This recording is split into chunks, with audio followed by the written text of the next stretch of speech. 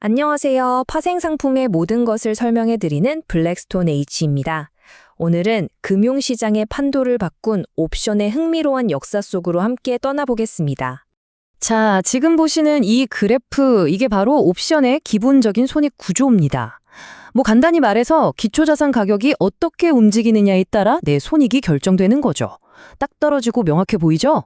근데요, 옵션 시장이 처음부터 이렇게 깔끔했던 건 절대 아니었습니다. 정말 길고 험난한 길을 걸어왔어요. 와, 이렇게 그래프로 보면 딱 떨어지는데 처음엔 이게 아니었다는 거군요. 뭔가 처음엔 되게 복잡하고 혼란스러웠을 것 같은 느낌이 드는데요? 네, 정확히 보셨어요. 18세기에 처음 옵션이라는 게 나왔을 때는요, 이걸 뭐라고 비유해야 할까요? 금융계의 서부 개척 시대. 딱 그 말이 맞아요. 규칙? 없었어요. 신뢰? 그런 것도 없었죠. 그냥 완전 무법지대였던 겁니다. 물론 사람들이 바보는 아니니까 이 혼란 속에서 어떻게든 질서를 좀 만들어 보려고 했죠. 그래서 풋콜 브로커 및 딜러 협회 같은 걸 만들어서 브로커들끼리 모여서 거래도 하고 그랬어요. 근데 이게 근본적인 문제를 해결해 주진 못했습니다. 근본적인 문제요? 도대체 뭐가 그렇게 문제였길래 시장이 제대로 돌아가질 않았던 거죠? 핵심적인 문제가 딱 두 가지 있었어요. 첫 번째는 유동성 부족. 이게 뭐냐면 내가 옵션을 팔고 싶을 때 사려는 사람이 없고 사고 싶을 땐 팔려는 사람이 없는 거예요. 거래 자체가 성립이 안 되는 거죠. 그리고 두 번째는 이게 진짜 치명적인데 거래 상대방 위험이라는 겁니다. 쉽게 말해서 계약을 맺은 상대방이 그냥 나 돈 못 줘 하고 배째라 하고 도망가 버리는 거예요. 네? 계약을 했는데 그걸 그냥 안 지킬 수도 있었다고요? 와, 그럼 내가 아무리 분석을 잘해서 이익을 내도 상대방이 그냥 사라져버리면 끝이네요? 이건 거의 사기판이나 다름없는데요? 이러면 누가 믿고 거래를 하겠어요? 맞습니다. 신뢰가 없는데 시장이 성장할 수가 없죠. 이 혼돈을 끝내고 시장이 제대로 돌아가려면 정말 판을 완전히 뒤엎어버릴 아주 혁명적인 아이디어가 필요했습니다. 그리고 그 혁명이 일어난 해가 바로 1973년입니다. 이 숫자는 꼭 기억해 두셔야 해요. 옵션 시장뿐만 아니라 금융 전체의 역사를 바꾼 정말 결정적인 해였거든요. 1973년. 대체 그 해에 무슨 일이 있었길래 모든 게 바뀐 거죠? 말씀하신 그 서부 개척 시대에 드디어 보안관이라도 나타난 건가요? 정답입니다. 바로 그 보안관이 시카고 옵션 거래소, 우리가 CBOE라고 부르는 곳입니다. 이 CBOE가 표준화라는, 어떻게 보면 되게 간단한데 정말 강력한 무기를 들고 나타나서 이전에 있던 그 모든 문제들을 그냥 한 방에 해결해 버립니다. 자, 보세요. CBOE가 뭐랬냐면요. 첫째, 계약을 표준화했어요.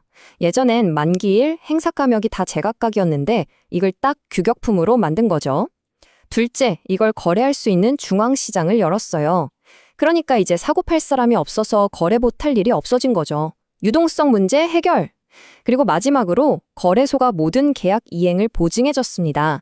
누가 도망가도 거래소가 대신 돈을 내주는 거예요. 거래 상대방 위험 완전 제거. 끝난 거죠. 아하, 그러니까 CBOE 덕분에 그 무법지대 같던 시장이 드디어 질서와 신뢰를 갖춘 현대적인 도시처럼 바뀐 거네요. 이제 투자자들은 저 사람이 돈 떼먹고 도망가면 어쩌지? 이런 걱정 없이 마음 놓고 거래할 수 있게 된 거고요. 네, 바로 그겁니다. 그리고 이 신뢰하는 아주 단단한 반석 위에서 옵션 시장은 그야말로 폭발적으로 성장하기 시작합니다. 이 타임라인을 한번 보세요. 변화가 한눈에 보이죠? 1900년대 초반에 그냥 몇몇 브로커들끼리 자기들끼리 거래하던 아주 작은 시장이 1973년 바로 저 CBOE의 등장을 기점으로 해서 완전히 달라집니다.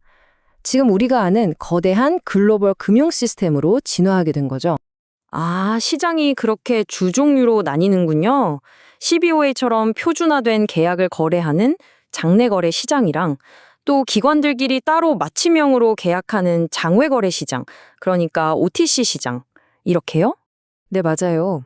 그런데 놀라운 사실이 뭔지 아세요? 지금은 그 맞춤형 계약을 하는 OTC 시장 규모가 12월에 같은 장내 시장보다 훨씬 더 큽니다. 왜냐하면 거대 금융기관이나 기업들은 자기들한테 딱 맞는 복잡한 위험 관리가 필요하거든요. 규격품보다는 맞춤 정장이 더 잘 맞는 것처럼요. 이게 뭘 의미하냐면 옵션이 더 이상 단순한 투기 수단이 아니라 아주 정교한 금융 도구로 완전히 진화했다는 뜻입니다. 와, 정말 대단한 여정이네요. 그럼 오늘 이야기 나눈 것들을 한번 정리해보고 마지막으로 생각해볼 만한 질문 하나를 던져볼까요? 정리하자면 이렇습니다. 처음엔 유동성도 없고 서로 믿지도 못했던 위험천만한 시장이 있었죠. 그러다 1973년에 CBOE가 표준화라는 마법을 부려서 이 모든 문제를 해결했습니다. 그리고 그 혁신 덕분에 지금처럼 거대한 글로벌 시장으로 성장할 수 있었던 거죠. 그야말로 혼돈에서 질서로, 불신에서 신뢰로 나아간 혁신의 역사 그 자체였습니다. 옵션의 역사를 보면 금융시장이 어떻게 문제를 찾아내고 그걸 혁신으로 해결하면서 발전하는지를 정말 잘 알 수 있습니다. 자, 그래서 마지막으로 던지는 질문입니다. 기술과 금융이 빠르게 융합되고 있는 지금, 과연 시장의 판도를 완전히 바꿔놓을 다음 CBOE의 순간은 무엇이 될까요? 여러분은 어떻게 생각하시나요?